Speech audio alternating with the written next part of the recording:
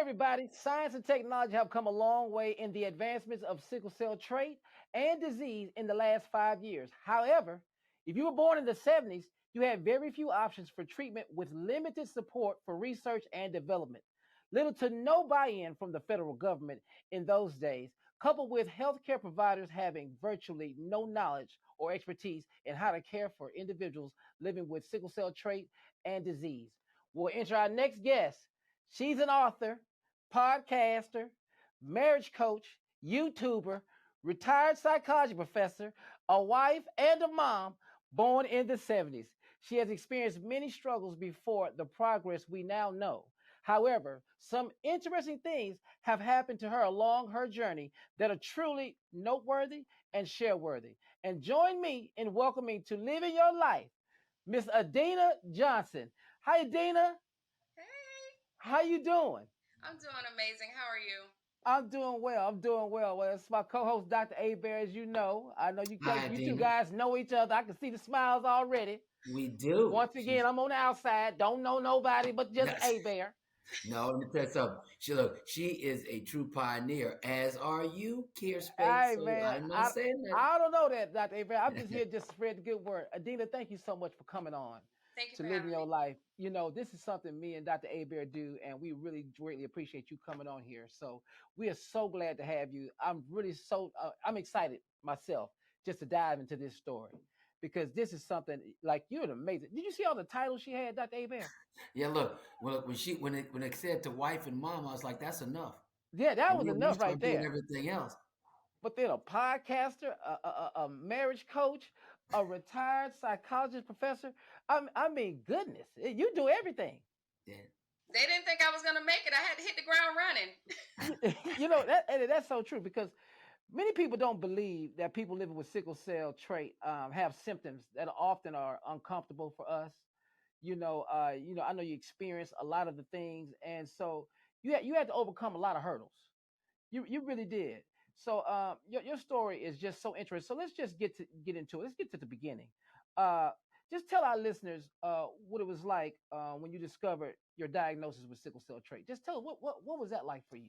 Well, for my mom, it was really scary. She was a young single mother, and I stayed in the hospital for a really long time, about like 3 months. And they kept telling her, oh, she has a rare blood disease. She has a rare blood disease. And then they finally revealed that it was sickle cell. So I had to have a specialized doctor to take care of me and follow me along to just see what was going to be the effects of the sickle cell trait. And so it just, she was always concerned and always trying to make sure that I was like being safe and not doing anything to get injured or hurt or anything. Well, let me ask a question. So you have trait, SC or SS, just trait. Sickle cell trait. I don't know which one. Okay, all right, okay. Just making sure because there's a lot of people out there, that have sickle beta thal zero, sickle trait, or sickle SC, sickle disease SS. There's so many things out there. So, but the reality is that of all those things I just mentioned, you could have a crisis. Of all those things I just mentioned, you can die. All those things I just mentioned can cause you to be in the hospital a lot of times, and so that's why I just kind of want to make sure everybody's on the same page. So, Adina, did the doctors tell you what type of life you could have? Because I heard you say I got to hit the ground running. I had to get out here. Did they already tell you because they told me I wasn't gonna live past 11, but Yeah, I'm they just give saying you like you. expiration dates. Yeah, they give you expiration dates. Did they tell you like what type of life you was possible, the best life you could possibly have? Like, what was that? What did they tell you that was gonna be? Well, they told my mom I was going to be really sickly because I had sickle cell trait and that I needed to see a specialty doctor. So it was like very scary, especially in the 70s. I was born in early 70s. And so, and with her being a young single mom, she just like was terrified. She didn't know, they didn't give her a date. The fact that she was able to find my doctor was amazing because he was a pioneer in sickle cell and he knew a lot about it. So he gave her a lot of education and calmed her down. Yeah, because Dr. Aber, that's like, you cast it. See, they don't understand the weight that the doctor carries because we believe the doctor. Like when True. the doctor says something, you have to hold it to, the truth because he's the doctor. Yeah. You never heard growing up that doctors were wrong. Yeah. I Exactly. yeah. And it's very common. It's very Yeah, common. yeah. You know. Because for me, at 11 years old, that's it. But it's got to be true because Doc said it. So I got to get the plan. That's all I Yeah. knew. I didn't know what death was. I just had to get out here and get the plan. Yeah. Okay, And then I'm and as you move forward, you realize that when we talk about hematologists, oncologists, and once again, I have to be very clear about this. I'm not indicting anyone about being, not being lackluster about their performance. What I am saying is that we know that when you're a hematologist, oncologist, unless you are a specialist and only see sickle cell patients, then if you're a hematologist, oncologist, a lot of your practice is oncology. And there's a lot of reasons for that, in my opinion. Well, one of them is obviously, you know, oncology, there's millions of patients with cancer, but there's 140, 50,000 with sickle cell disease. So their time is kind of pulled to one way. And then also a lot of research dollars are in cancer, not in sickle cell. So that's their time is pulled one way and their money is pulled one way. And then they don't have a lot of new treatment. So that means they're being able to ride in on a white horse and give you something great is also pulled one way. So I have to give them a little bit of a break, but at the same time recognize if you're going to take care of sickle cell, you cannot marginalize that population. and you, Adina, having sickle cell trait, I know this has taken probably a toll on your reproductive system. Okay, and let's just talk about that for a second. Like, what would you tell other couples out there some of the struggles that you've gone through having sickle cell trait and trying to have children? Well, initially, my mom would always tell me as I was getting older in college age, if you date somebody, if you think you're going to have a child with them, if you're going to, continue and be with this person, you got to make sure they don't have a sickle cell trait because it's a high chance that that child would have sickle cell. Very high. Like what, 75% is very high. So that was the first thing I asked my husband when we started dating pretty serious. Do you have a sickle cell trait? We need to go and get you checked out. So that was one thing. And when we started to have our family, in fact, I told my husband at the beginning, because I was a youth counselor for 14 years, I didn't want to have children. So that worked out perfectly for us. And then after my 35th birthday, he said, I think I want to have kids. And Wow, you look, and when he woke up my after you man. smacked him, Yeah, my man. Go ahead, brother. I want children. Care about your trait? I need a child in here. My name got to carry on. if listen, look, Kier, I Kier, don't if care. I'm men, putting my fist up for that one. Kier, if men had to have babies, the world would be over. Let me just tell you I, that. I tell you right now. I tell you right now. I'd look at my wife. I tell her right now. In what world you get a child out of me? No, that's true. I'm telling you right now. You have a better chance of me cooking. That's what you got a better chance of. But when you even going through that, okay, he says on your 35th birthday, I want to have children. And what was that like for you having trait and carrying a baby through a full term? Was it a complicated pregnancy for you? Oh, it was terrifying because not only did I have a sickle cell trait, but I was advanced maternal age. So we ended up having two miscarriages, and I would go into the doctor, and the baby, I would see the heartbeat and everything, and then I would go back, and my body would reject the baby. So that happened. I actually had four miscarriages. I had two miscarriages. Then I had my oldest biological son, because we adopted our oldest son. He's 26 now. We adopted him right after we got married. And so we had a child, and he wanted biological children at that point. And so I had the two miscarriages. I had my 13-year-old son, and then I thought, oh, you're cured, you're healed. You don't have any more problems. So then got pregnant again, two more miscarriages, and then I finally had my daughter at 41. So, and I had them test the fetuses and everything, and they were saying they were healthy. If they were healthy, why aren't they here? Well, the issue that what we don't really know is, you have to have a certain amount of blood flow to get to the baby for the pregnancy to be viable. And when you have sickle cell disease, then you have a decreased blood flow sometimes. Sometimes you don't even know. Sometimes you just live with that decreased blood flow, and then it doesn't allow you to perfuse the organs. And so if you can't perfuse your organs all the time appropriately, it's going to be really hard to perfuse a baby 24/7 that needs to get everything that they need to grow. So it's just so unfortunate. That's why we got to do something about this.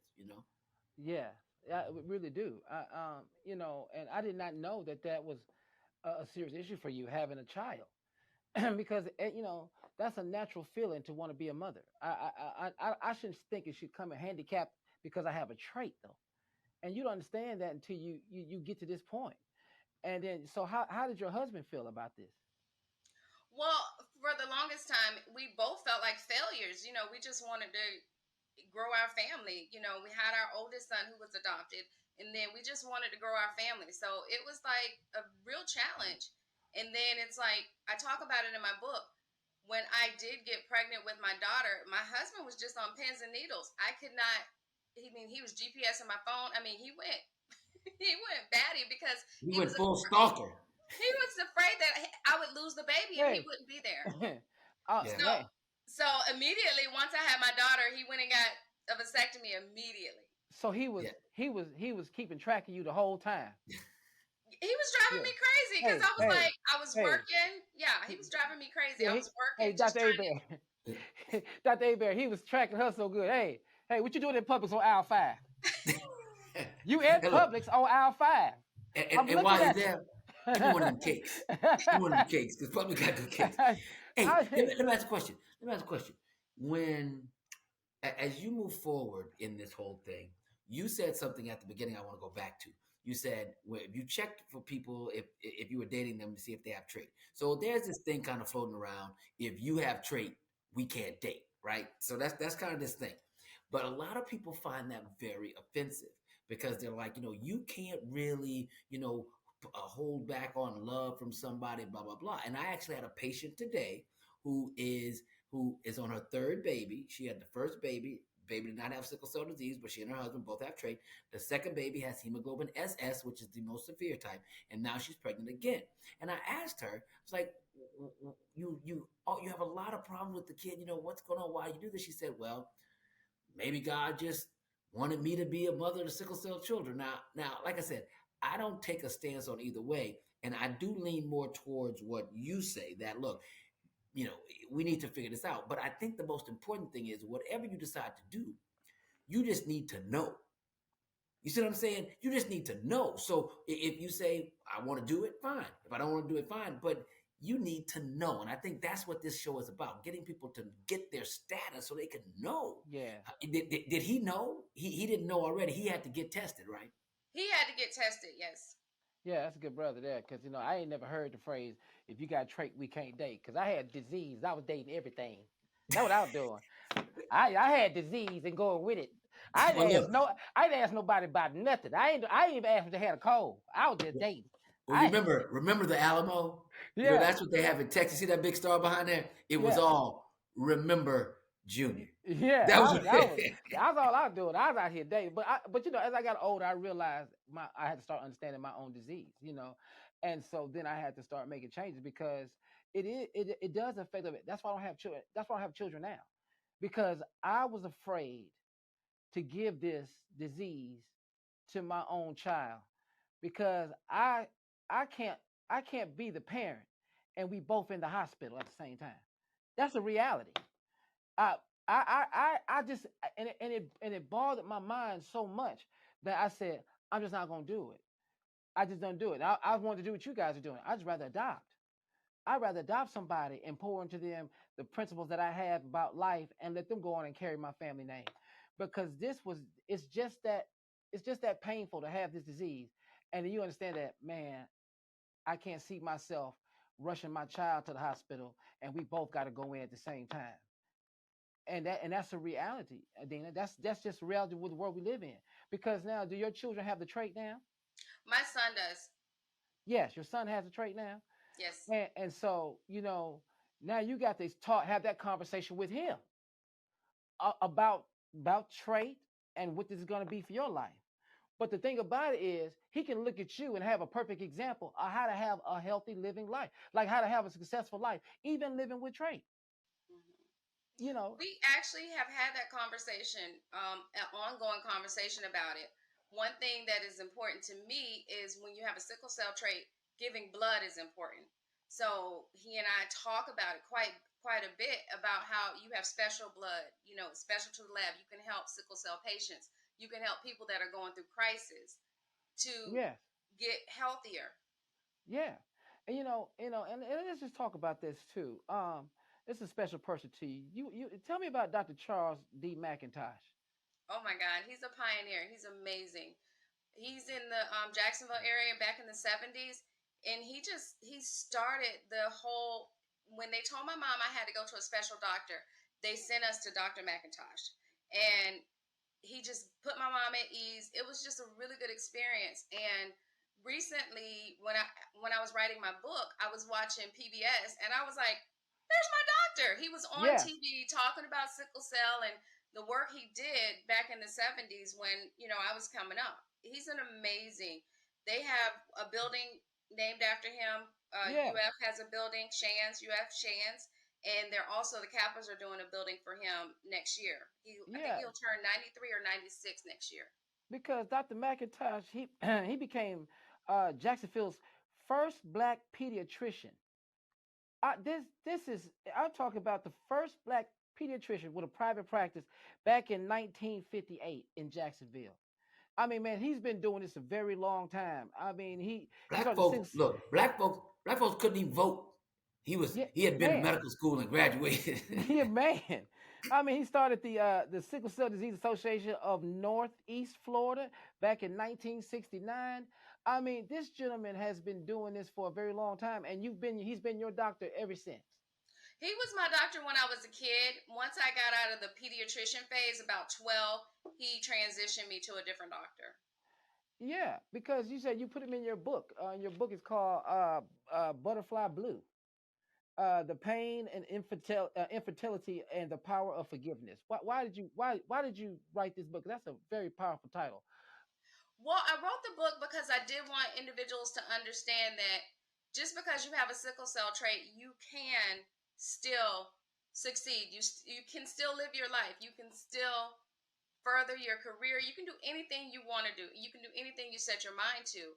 But it may take a little bit of work. It may be a little difficult for you. Yeah, I mean, all of it is. I mean, everything you do in life, succeeding is going to be difficult. But you know, one thing I've learned about me, I have been in the hospital. I know in my life maybe over 100 times.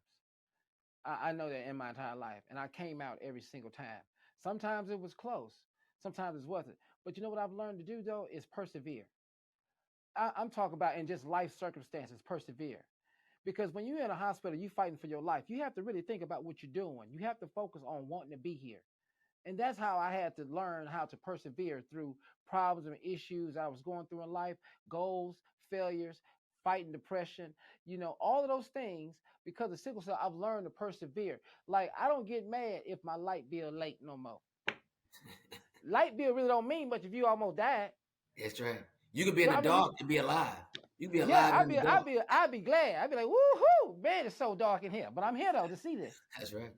Yeah, Yeah. and so you learn those things. And so when you write a book like this, is this more of a book about how you had to forgive yourself? No, it was a book about how I had to forgive my father. Hmm. His family had the sickle cell trait. I have an aunt that died at 10 years old with sickle cell. So I got the sickle cell trait from him, and he basically made my mom a single mother with a child that they weren't sure about. So I had to forgive him because I was his only child. And my book talks about how I really went through the forgiveness process because I felt like I couldn't be a good mom unless I forgave my dad. That's very important. Yeah. That's very important. You look, forgiveness is hard but necessary. Now let me ask you a question though, because this is something, people watch this show to really get hands-on practical information as well. So when you were preparing your body for pregnancy, what did you do? If you had to give the top five, four things, however many, for a woman right now listening to you is like, I was told I can't have a baby, but I see Miss Adina on here. She's had two babies. What do I need to do Yeah. today to start getting ready to try to have a baby? It was difficult. I had to watch my diet. I had to watch any intake. I had to be very particular about what was going into my body. So what? So Um, like what? So what? What did you eat? What did you not eat? well, after I had a miscarriage, I ate everything that wasn't walking because it was depressing. Yeah, But and some things before, that were walking. but before that, I had to make sure I had plenty of water. I think that's one important thing for a sickle cell Yes, person is correct. water. You have to hydrate. That way you can get, the oxygen to your blood. I had to cut out the fast food, fatty food, cheeses, milk. I had to cut out, dairy. I really tried to go plant-based when I was trying to get pregnant. Yeah, I think that's really important because the more you hydrate, the less you will sickle, which means the more perfusion you'll have to the baby. You need to make sure your iron is high. You need to make sure your vitamin levels are high. You need to make sure your stress is down. And that's one thing that's really tough because when you're trying to when women are trying to have babies, men and women trying to get this together, when you just trying to have one and you just doing what you do, right? But then after about 9 months where you ain't really paying too much attention, 10 months and 12 months, and somebody didn't get pregnant, then like, oh, we might have a problem. Then that's when the stress starts. And when the stress starts, that will make you not be able to have a baby. So I just try to tell people, when you start, you got to recognize that you have to keep your stress in check because stress will make you abort a baby and have a miscarriage. So you got to do that, but you got to eat and drink like you are about to purify yourself for something that you ain't never even seen before. It's a lot you got to do, but you did it. Yeah. Yeah, you do that. And you know what, Dina, you know what? But look at you now though. Are you proud of yourself today? Oh, absolutely. And I try to be the absolute best mom possible. What does Absolutely. that look like? Because my mom was the best mom too for me at that time. Depending on what I did that day. That's the best mom I had. If I broke something, she was the best mom in that department. If I did something great, she's the best mom in that department. But Yeah. what does being a mom mean for you now? Well, I'm going to totally be honest with you. When I was going to the doctor, I would always spend so much time with my mom. That was our day, our time. We would do the duck pond. So she taught me how to be an amazing mom despite all the obstacles of being a single mom. So those were some of the things that I took on, whereas I make sure I do private time with my kids, special Yeah, events, special opportunities just pour into that child. Hugging them, kissing them, stroking their hair. My son called me today. That's part of the reason why I retired. So I could be at the school every Tuesday, volunteer at the school. He called me today. He said, "Oh, one of my teachers are sick. Can you bring them something?" I'm like, but I did it. I did it. I asked her, I said, "What do you need?" He said, "Bring her some Tylenol." I said, "What do you need?" She said, "Oh, this," she told me who she was. They always see me at the school. He She just hiring your services out. You need to start getting a consulting, yeah, Mama's Care LLC. Exactly. So yeah, so I just do it. I just try to make sure to let them know I love you. You're cared for, and we're gonna take good care of you. yeah. Because you're a mom. I mean, look at all the hats you're wearing. Let's just talk about all the stuff you're doing. Because this is called living your life, and this is truly living your life right here. Let me see. Let me just run down this podcaster. Okay, YouTuber, marriage coach, and then you retired psychology professor. Okay, let's just start at podcast. What is your podcast about, and what's the name of it? My podcast is Black Butterfly, Black Pearls, and we really try to uplift young Black girls to encourage them to live their best life, to do everything possible they can. And part of what we do in our podcast, one of our monikers is we talk about everything and nothing. But what we do is teach young girls and young women red flags to look out for in dating and having relationships. So that's the biggest thing we do is we try to encourage them. We teach them red flags. We teach them self-care. And we also teach, it's me and my closest friend. We've been friends since I was 6 and she was 5. So we've been friends for 45 years. And so we really just try to pour into young girls to look at the red flags in dating because who you hit your wagon to matters. Let me ask a question real quick. How do y'all ever get off the podcast? How does it ever end? Because if you talking about red flags and dating, that's an infinite number of flags that could be read. what That's a long what is podcast. wrong It's with a you, man? lot. It's a long list. I think Oh my gosh. That's good, but that's important though. See, that's what I'm talking. You got sickle cell trait, and you still helping other young girls. That is wonderful. yeah. What else are you doing with YouTube? What is that? Well, that's what my husband and I, we on YouTube, we have our Nick and Adena where we talk about marriage. Because in our community, it's important for us to strengthen marriages. That way we can have children that are productive citizens. Absolutely. I'm a man. I need to tune into that show. I need to Me talk to too. Nick. Me too. That's what I need to talk to Nick. Oh, Yeah. they didn't tell me. Oh, they didn't tell me Nick it was gonna be like this. Well, what we learned, because we received our certificate in our counseling certificate in 2003. Once we started dating, my question was, what's going to be the difference between me and the 50% of people that are divorced? And so, since I already had a counseling background, the first thing we did once we got married in 2000, we started taking counseling classes. It was a class, it was called Monday Night Solutions. And once I learned the origins of marriage and how it's designed and how Satan attacks you once you are married, because marriage is the closest thing you can get to the Trinity: Father, Son, Holy Spirit, God, husband, wife. Closest thing you get to the Trinity. And if Satan knows, if he gets you to break off that marriage, break off that relationship, because when you go through a divorce, it's like going through the death process. You have to go through the grieving process as someone died. She said, as the devil takes a hold of you. Here, how many times in your life has the devil grabbed you by the neck?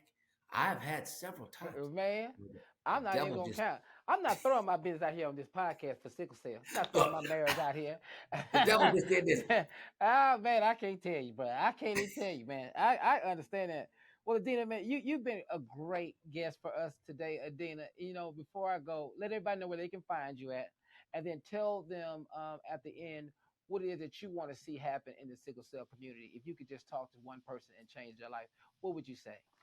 I would say, as far as sickle cell, again, go and get tested. Understand what blood, like the good doctor was talking about, the different letters and the acronyms. I had no idea. I know I have a trait, but I didn't know specifically what it was. So I would say for them to go and find out and give blood if they can, and educate yourself on sickle cell and the trait, and understand what you can do to further your life and live a better life. I know that's There you right. go. That's it. That's what we talk about. Where can they find you at, Adina Johnson? I am on Facebook, Adinah J at Adinah Johnson, that's Facebook, and AdinahJ at gmail.com. All right, girl. Well, thank you so much, Adina Johnson, for coming on. Ladies and gentlemen, she is truly living her life. She got too many hats, y'all. Podcaster, YouTuber, retired psychologist. Come on now. This girl is living her life. Got a book out. Come on, go get the book. Where can I get Go the book get the at, book. Adina? Go get the Amazon. book. Go get the Go book. get the book right now. Butterfly Blue, The Pain of Infertility and the Power of Forgiveness. Girl, you was doing it. That's called living your life right there. Let's just round of applause for Adina Johnson. Adina! Adina!